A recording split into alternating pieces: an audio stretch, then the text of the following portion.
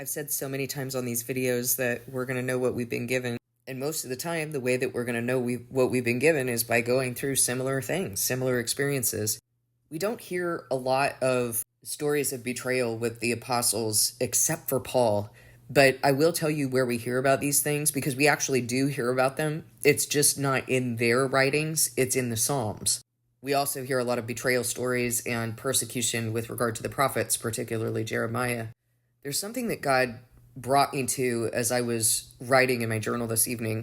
You know, part of what I'm experiencing right now is a culmination of sorts. I'm not done here yet. I have another year. But there is a culmination of sorts that is happening right now regarding what I've given in order to do what I'm now doing. I gave my 3 businesses, I gave my entire career, all of my contracts, all of my things, and I put my property on the line. Initially, I thought that I was going to sell a building that I have owned, that God taught me how to take care of his body with that building, how to take care of his house. And at a certain point, I had this idea that I was going to sell this building. I had it in my head. This is the only way. I mean, what else am I going to live on? This has to be why he had me purchase the building, so that I could sell it. And then I started to feel like he doesn't want me to sell this building. He's not done with it.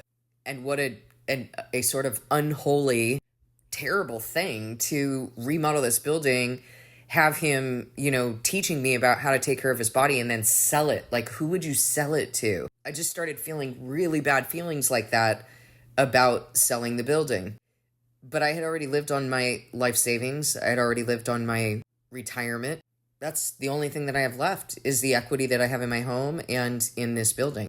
And in my mind, I need the equity from that building in order to save my home. But when God told me that I wasn't going to be selling this building and he wasn't done with it, he placed me in an even deeper position of faith, because now I don't know what he's going to do in order to save my home. Now I can't pay either mortgage and am in foreclosure. But okay, God has told people to do some things, some wonky stuff that does not make sense. He told Jeremiah to buy a field at the very moment that he was also telling Jeremiah that Babylon is laying siege to Jerusalem right now. And Jeremiah asked him, you're telling me all this, and yet you tell me to buy this field? So I've done some crazy things by the standards of this world. Absolutely crazy. I was obviously very successful in the world at one time, so this isn't my norm to make irresponsible financial decisions. But when God tells you to do something, you do it. But you got to make sure God's telling you to do it. Don't think for a second that I didn't make sure God was telling me to do it. I wasn't like, oh yeah, yippee, let me do these crazy things that you're telling me to do, and didn't discern it. Every day of my life right now is so difficult. I have people coming to my door trying to get my business to sell my house in the midst of not knowing what God's going to do. Coming to my door of my home. You know how intrusive that is? I have attorneys, realtors, banks, lenders. I have these people contacting me constantly on my phone, my email, my regular mail. I'm constantly being hounded. And before this happened, God said to me, do not be afraid of man, do not be afraid of Satan, and do not trust man. Before any of this happened, so he was already building this message in me. There are a lot of people who came in and were part of the body, part of this channel. They ate from my offering for free, and I have given it for free. I'm not complaining about that, because that's an agreement that I made with God, not to try to make his ministry a marketplace, make his house a marketplace. All these people had to do was stand in their own faith, stand in their own covenant. A lot of them pretended like they understood what it was that I was going through at times. Like they tried to align themselves with what I'm going through and what I've given up. And I've told you, it's that one thing that you're not dealing with that's going to take you out. And along the way, God has exposed certain things. And that one thing that they weren't dealing with took them out, because God exposed it, just like I warned he would. We've done fasts and prayers, and people have claimed that they're standing with me, that they support me. There's really no way that you can support someone if you're not standing in your own covenant. If you're not standing in faith, how are you going to stand in faith about somebody else's situation? You're not even willing to do it in your own situation, and you're the most important person to you. As I was journaling this evening and taking this situation up with God of how many people are left and of an incredible betrayal by someone who was my friend, who I thought was my friend, I found myself saying to God, it feels like when Jesus cited Zechariah 13:7 in the book of, in the Gospels, I will strike the shepherd and the sheep of the flock will be scattered. And I want to be really clear here that I'm not setting myself up with Jesus. What I'm telling you is that you are going to understand what you've been given by going through similar things. Paul talked about it. He talked about having a falling out with Barnabas. He talked about people who had betrayed him, people who were trying to harm him, who were his friends, people he had worked with. In Matthew 26, verse 31, Jesus said, "This very night you will all fall away on account of me." He's saying this to his disciples, to his apostles. This very night you will all fall away on account of me. For it is written, I will strike the shepherd and the sheep of the flock will be scattered. But after I have risen, I will go ahead of you into Galilee. Peter replied, even if all fall away on account of you, I never will. I bet you Peter meant that. I bet you Peter was really sincere in that moment and didn't realize what he was capable of when brought to the brink. So I want you to think about that. When God is wringing you out like a wet rag and he's exposing every little corner of your life that you didn't even know existed, what's going to happen? Are you going to be able to stand? Have you examined yourself? Have you broken before him? Have you asked him to expose your heart so that you know the work that needs to be done? Because that's a requirement in your covenant, to be purified, made spotless, and refined. The process of making pure gold is that those impurities separate from the gold. You don't have pure gold if those impurities don't separate. Peter replied, even if all fall away on account of you, I never will.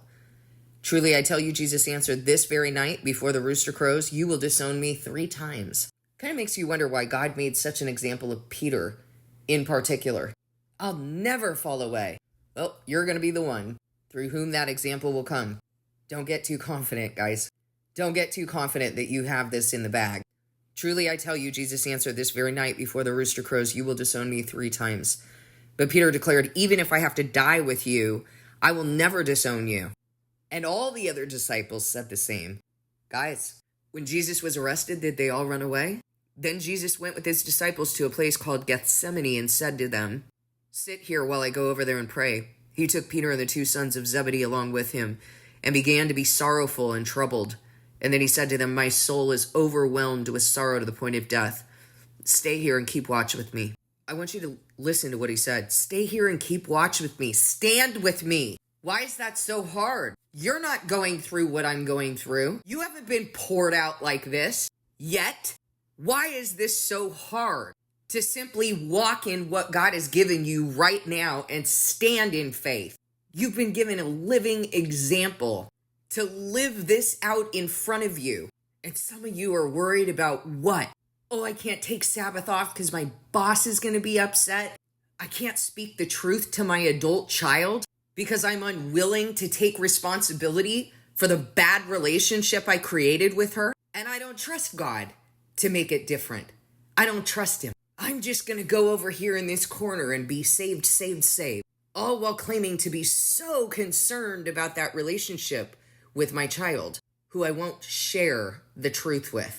Is that a person who believes? You can't possibly believe, and you can't possibly be concerned about your kid. You're concerned about yourself. You are refusing to stand in the trust that God has given you.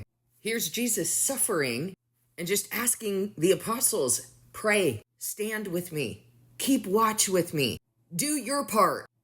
He's doing so much more. Just do your part.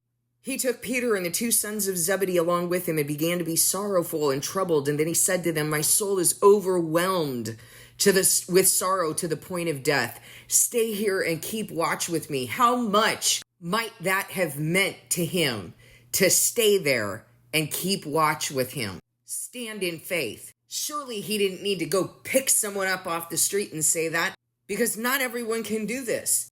You cannot stand with another person in faith if you won't stand in faith in your own covenant. Stay here and keep watch with me. Surely if you saw videos of me dressed in the world and you saw that I was so attractive and so blessed, right? Isn't that what people in counterfeit Christianity talk about? Being so blessed. When I had great wealth and the ability to pay for these 2 properties, I was so blessed. How did worldliness become the criteria for being blessed? How? But now that I'm nothing, do you know how many people remain? Has the message changed? Is it somehow not biblical? Because if I've been exposed, then let me know. No, this doesn't have anything to do with me. It has to do with the parable of the sower and people losing interest, losing faith, being shallow and superficial so that a bird can come and peck what's been sown in your heart. Do you know how long Jeremiah prophesied? 23 years Jeremiah was prophesying, letting the people know what was going to happen. I'm only here for 1,260 days. You guys can hardly wait that and discern the things that I have said. Discern the fruit.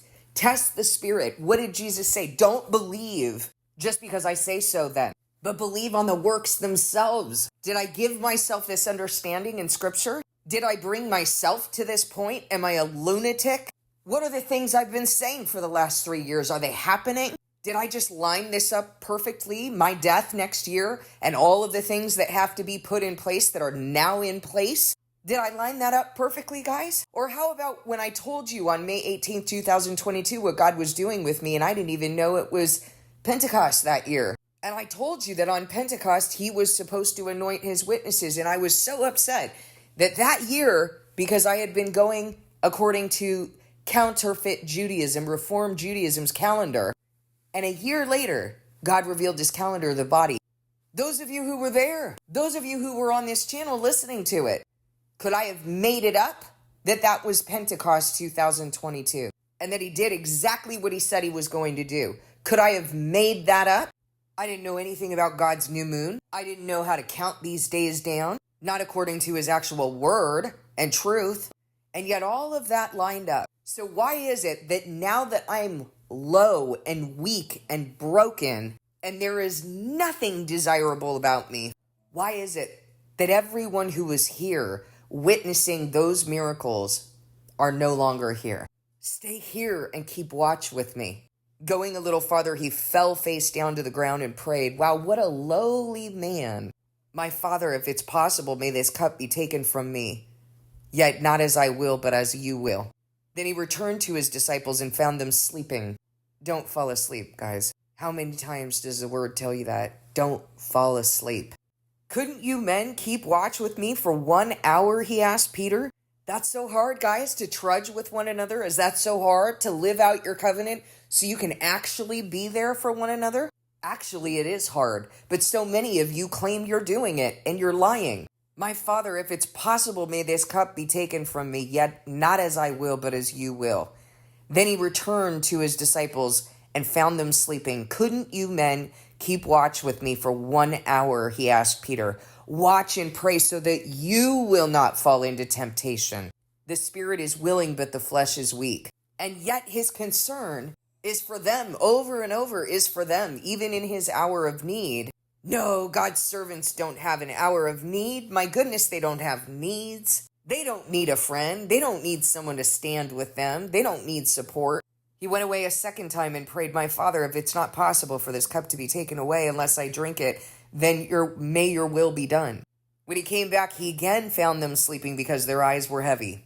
So he left them and went away once more and prayed the third time, saying the same thing, utterly alone.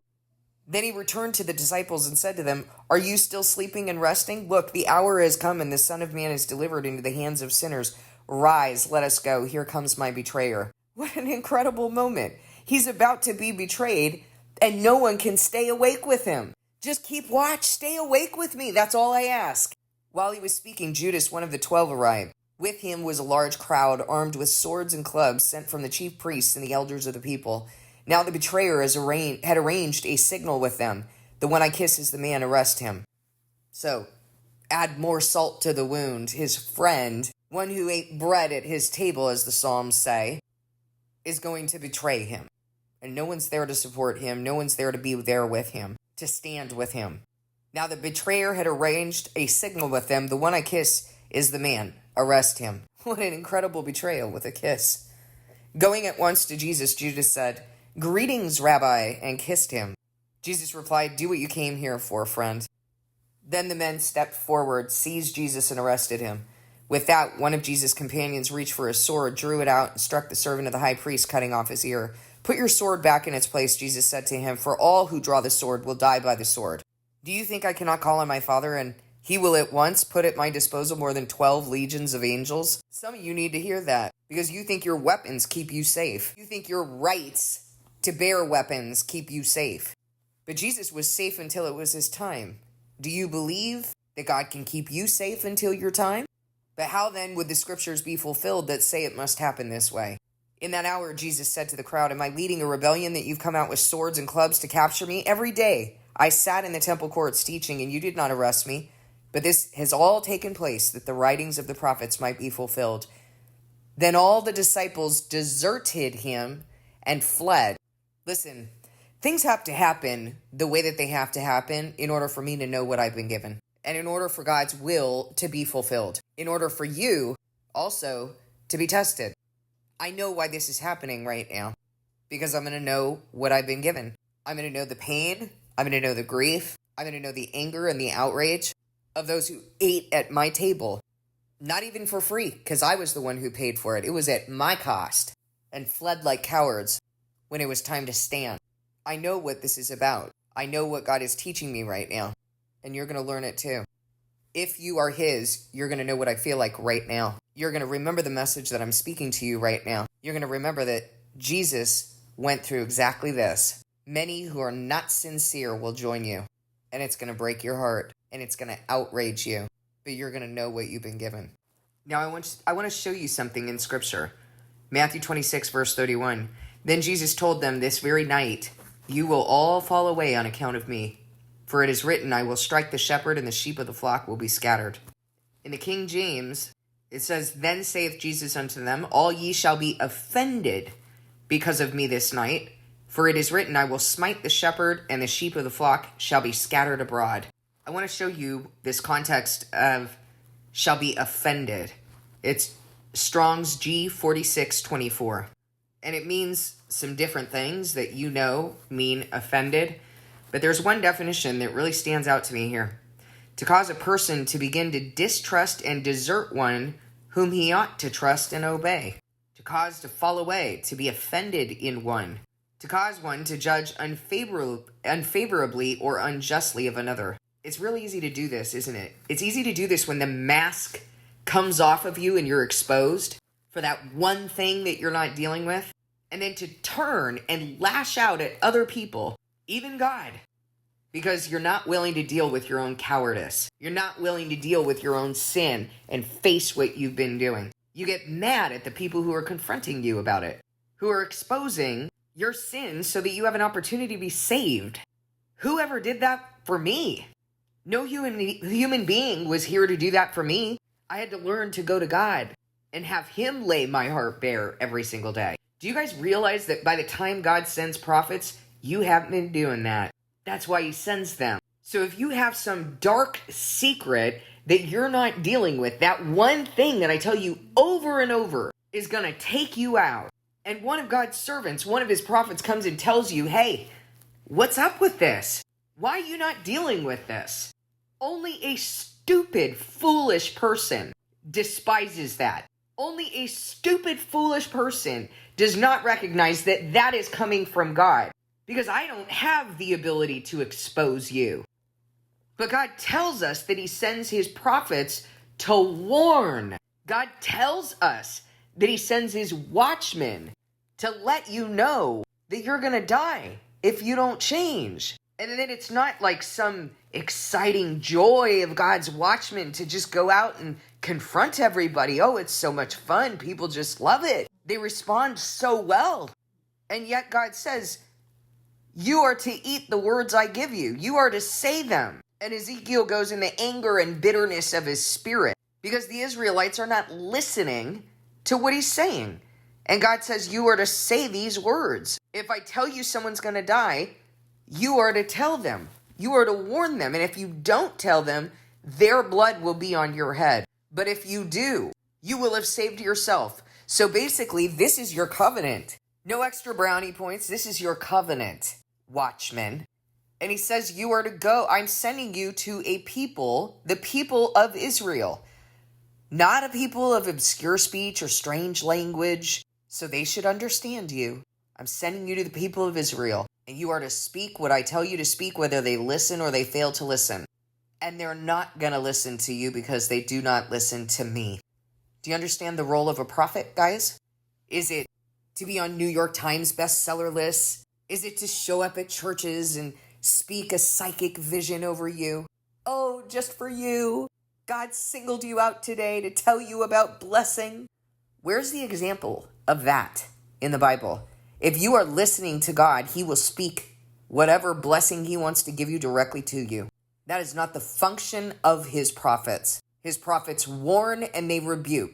And those who hate it, those who loathe it, those who despise it are stupid. That's what the word says. Those who loathe discipline are stupid. I'm not making up words. I'm not making up concepts. Everything I'm speaking to you, you can go to the word and you can read it. I don't have another option but to obey what God has told me to do. There is no other option. You can say, well, you can disobey. That is not an option for me. I don't say no to God and I don't disobey. This is my role right now. This is my role and what I'm doing to serve in his house right now. And so if you have come to a point in which you distrust and you desert one whom you ought to trust, you better check your heart and find out why. You better make sure that the reason you are deserting is because God told you, God exposed to you that that person is not true. As for me, I know what I'm doing. Please discern this with God.